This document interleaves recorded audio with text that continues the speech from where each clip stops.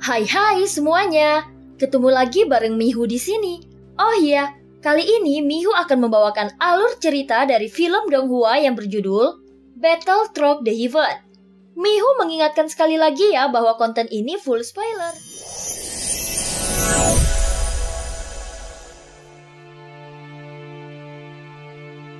Melanjutkan dari kisah sebelumnya.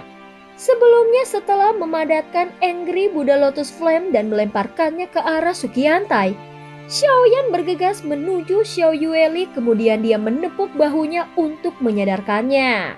Yueli, kau sudah sadar, kita harus segera pergi dari sini. Ucap Xiaoyan menatap Xiao Yueli yang telah kembali sadar.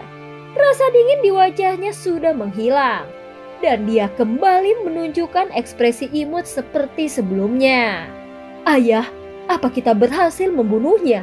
Meskipun dia sudah pulih, tetapi Yueli masih terlihat sangat lelah. Xiaoyan segera menarik Yueli dan dengan cepat menuju formasi teleportasi. Namun tepat pada saat ini, sebuah kekuatan kuat tiba-tiba menghantam keduanya, yang membuat mereka langsung memuntahkan darah segar. Tubuh Yueli mengalami cedera parah dan darah yang keluar bercampur dengan organ dalamnya yang hancur. Adapun Xiaoyan, dia memiliki tubuh yang kuat. Tetapi kekuatan tak terlihat menusuk dadanya, sehingga menciptakan lubang besar berdarah di dadanya. Meski luka-luka ini tampak parah, Xiaoyan mampu pulih dengan cepat berkat kekuatan hidup yang kuat. Namun ada sesuatu seperti duri yang tertinggal di tubuhnya dan dia tidak punya waktu untuk mengurusnya. Yang bisa dilakukannya hanyalah menggertakkan giginya dan melarikan diri terlebih dahulu. Setelah lusinan Angry Buddha Lotus Flame meledak, kekuatan yang dihasilkannya sangat besar. Itu setara dengan teknik pertempuran tingkat tertinggi. Meskipun Xiaoyan terluka parah, namun dengan kecepatan guntur ekstrim, Yueli dan Xiaoyan berhasil masuk ke dalam formasi tepat waktu. Dalam sekejap, tubuh mereka lenyap di dalam distorsi ruang yang terbentuk dari formasi teleportasi. Setelah mereka pergi, muncul sosok yang perlahan berjalan keluar dari dalam lautan api. Namun api di sekitarnya tampak terisolasi. Bahkan api 3 warna yang dilepaskan Xiaoyan tidak mampu menyentuhnya. Sial, mereka akhirnya berhasil melarikan diri. Ucap Sukiantai yang saat ini dia merasa wanita itu sangat kuat, tetapi yang membuatnya penasaran adalah klan Yuansen yang dilihatnya sebelumnya. Apakah itu benar-benar avatar atau tubuh aslinya? Wajah Sukiantai dipenuhi dengan kebingungan saat dia merenung. Semakin dia memikirkannya, semakin diyakini bahwa itu tubuh aslinya. Hahaha, jika itu benar-benar avatar, maka dia sudah memainkan sandiwara dari awal. Kupikir aku sedang melawan avatar. Ternyata itu tubuh aslinya. Menarik. Ini sungguh sangat menarik. Ucap Sukiantai tersenyum sambil bergumam pada dirinya sendiri dan tampak puas dengan hasilnya. Dari awal dia hanya menggunakan sebagian besar kecil kekuatannya. Bahkan itu hanya sekitar 20% dari kekuatannya yang sebenarnya.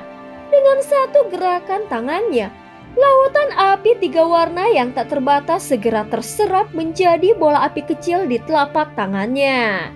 Meskipun kekuatannya belum mencapai tingkat keabadian para dewa, namun kekuatannya sudah luar biasa. Jika dia benar-benar mencapai tingkat keabadian para dewa, hasilnya akan jauh lebih menarik.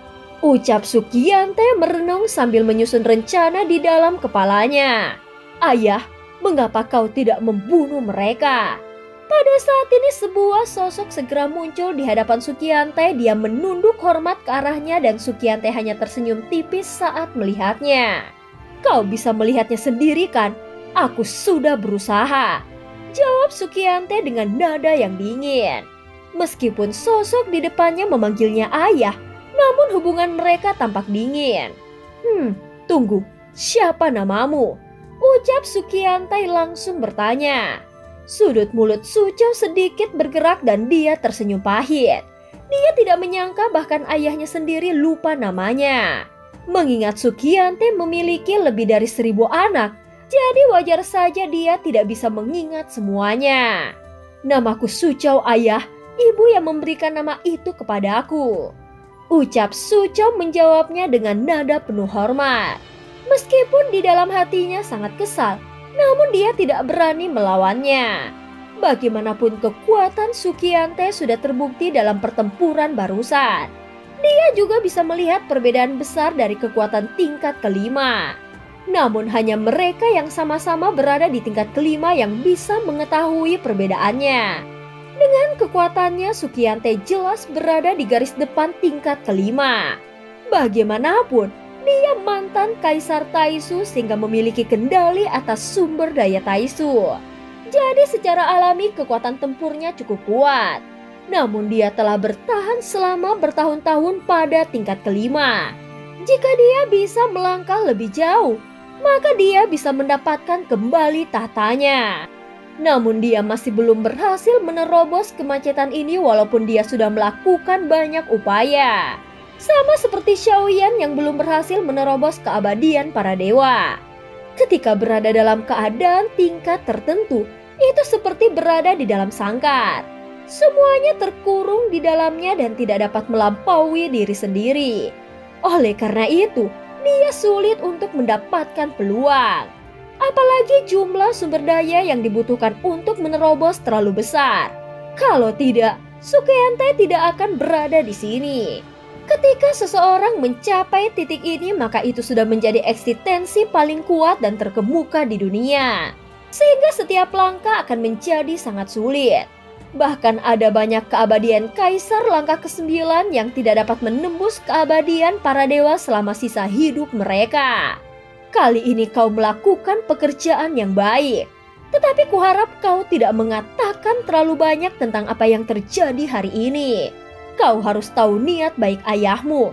Kau juga harus mengerti bahwa kau tidak boleh memberitahu pangeran kedua. Apakah kau memahaminya? Ucap Sukiante sambil memandang Suchou dengan serius. Saat ini dia benar-benar memancarkan paksaan yang membuat Suchou berkeringat dingin. Dan dia langsung menangkupkan tinjunya dengan penuh hormat. Dengan sikap dingin, Sukiante menyerahkan sebuah batu giok kepada Suchou. Teknik ini ayah temukan secara tidak sengaja. Ini mungkin bisa membantumu dalam berlatih. Ucap Sukiante. Seketika Suchou menerima batu giok itu dengan gembira. Terima kasih ayah atas hadiahnya. Baiklah, kembalilah bersama ayah. Ucap Sukiante segera berbalik dan berubah menjadi pelangi panjang menuju kapal induk Taisu. Saat Sukiante sudah pergi, ekspresi wajah Suchou langsung membeku. Adapun batu giok di tangannya, dia melihatnya dengan sangat jijik dan langsung merembasnya menjadi debu. Setelah terdiam beberapa saat, dia mengikuti Sukiante ke dalam kapal induk Taisu. Semua prajurit Taisu yang tersisa di bintang Hongmeng juga memasuki kapal induk Taisu seperti air yang mengalir. Adapun orang-orang kuat Sensi yang dipenjara tidak dibawa pergi, tetapi semuanya dimusnahkan sebelum Taisu meninggalkan bintang ini. Setelah ledakan, terdengar jeritan yang melengking bergema di udara. Terlihat ada banyak mayat yang berserakan. Darah mereka mengalir ke sungai dan jiwa tak berdosa yang tak terhitung jumlahnya melayang-layang untuk waktu yang lama. Bahkan Taisu tidak repot-repot mengambil jiwa-jiwa ini. Untuk apa bintang ini masih ada? Lusinan berkas cahaya langsung meraung dan mengembun menjadi satu. Lalu menembus bintang Hongmeng. Setelah beberapa saat, bintang Hongmeng menjadi gelap dan retakan yang tak terlihat jumlahnya mulai menyebar. Hancurnya sebuah bintang pasti akan mempengaruhi kekosongan di sekitarnya.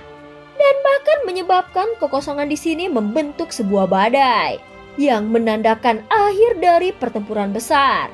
Sementara itu di sebuah bintang, di tengah salju ada dua sosok yang muncul dengan cara mengejutkan. Begitu mereka muncul, keduanya langsung menyemburkan seteguk besar darah, sehingga mewarnai salju putih menjadi merah. Ayah, apakah kau baik-baik saja? Ucap Yueli bertanya dengan khawatir. Namun setelah suaranya jatuh, Wajahnya juga tampak sangat pucat. Jelas saat ini kondisinya tidak jauh lebih baik dari Xiaoyan. Dan cerita pun berakhir. Terima kasih udah dengerin Mihu dari awal sampai akhir ya. Jangan lupa untuk like dan subscribe. Sampai jumpa.